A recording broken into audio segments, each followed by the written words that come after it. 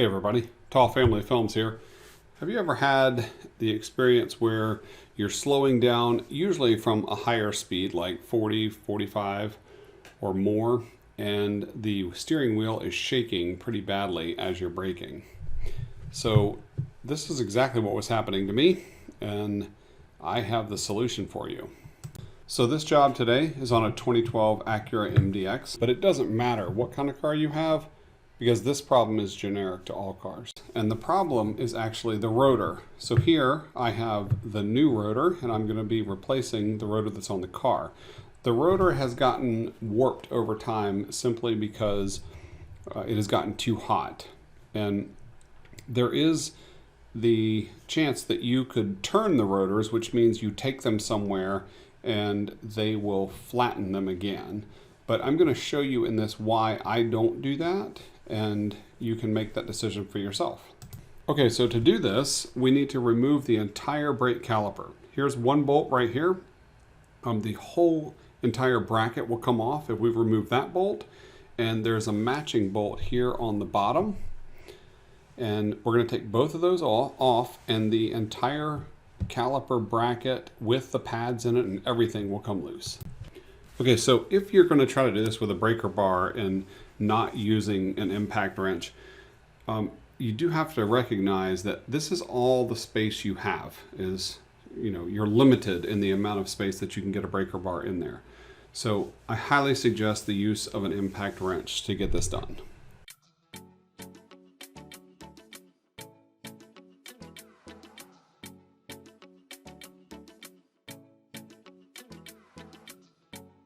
Okay, so once you have those two bolts removed, set them aside and get a bungee cord or a caliper hanger if you actually own one, and wrap it around something up above. I used the springs in the strut, and take the entire caliper bracket off of the car. Use your bungee cord to hold it in place. The purpose here is we don't want to put tension on the brake line. We want to make sure that it doesn't flop down and pull the brake line loose. That would unleash an entire afternoon of unpleasant things. So there are two screws that hold the rotor in place. This is not the case on all cars, but on the Acura it is. So you can see here, closer look at these two screws. They're Phillips head, and we have to remove those in order to get the the rotor to come loose. So I have this really large screwdriver. You would need a very large screwdriver or an impact screwdriver, one that you drive a hammer into, but these actually came off pretty easily.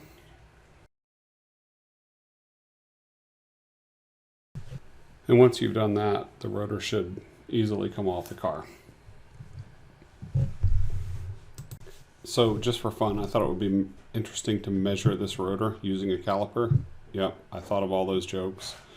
Anyways, 22.3, 22.2 is what that measures out to be. So let's take a look at the new rotor.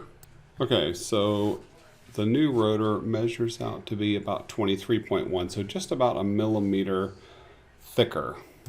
So let's talk about this for a second. If I were to take the rotors in to have them turned, they will take off about a millimeter, maybe two, before the rotors become unsafe.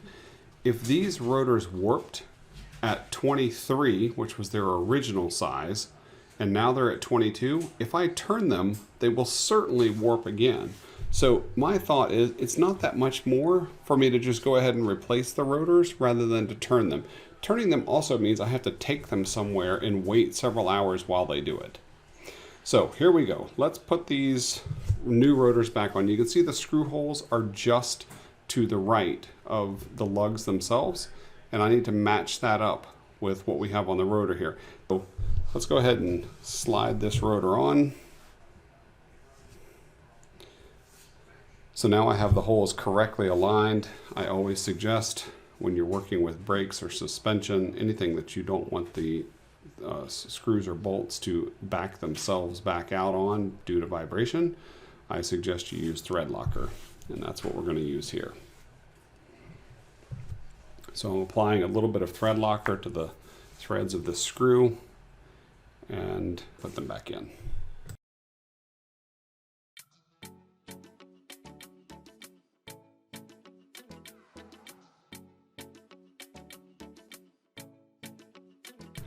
Okay, so the new rotor is thick. The old rotor was much thinner, so the pads will not slide back on over top of this new rotor.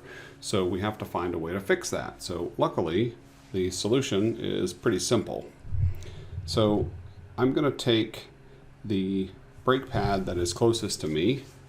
I'm just going to remove it from the bracket, and then I'll be able to easily slide the bracket back on.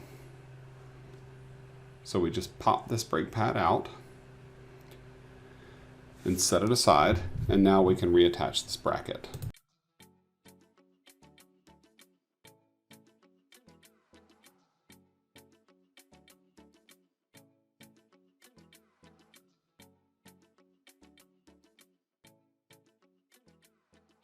So let's take a look here on the back of the caliper. This is the bottom.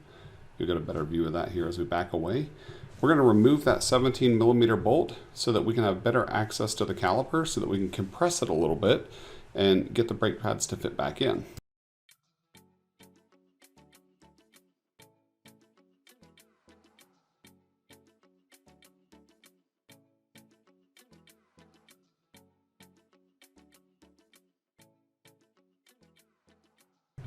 Okay, so now that the bolt's out, the caliper will easily flip up.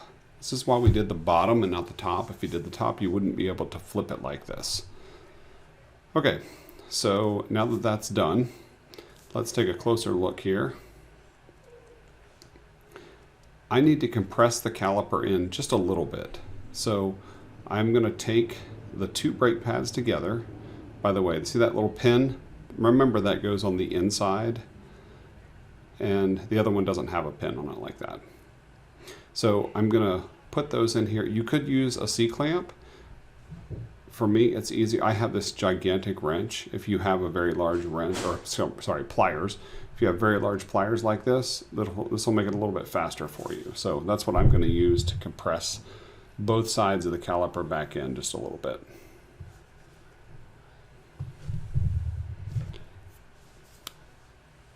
Even with something holding the camera, it's still a little bit difficult for me to make this all work kind of one-handed, because I have to hold the pads in place so they don't slide back out.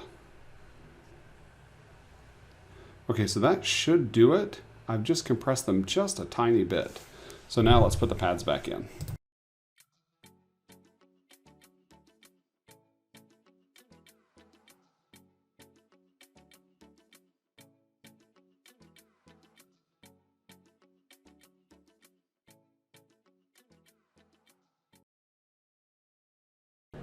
Okay, so we're on the home stretch now, and all we have to do is put the bolt back into the caliper, and we are done with this job.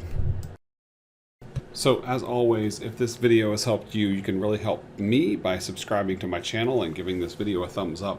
And remember, I'd like this to be a conversation between you and I, so if you have any questions about anything I did, please give me the minutes and seconds that you're seeing in the video that you have a question about, and post it in the comments, and I will get back to you as soon as I can. Thanks.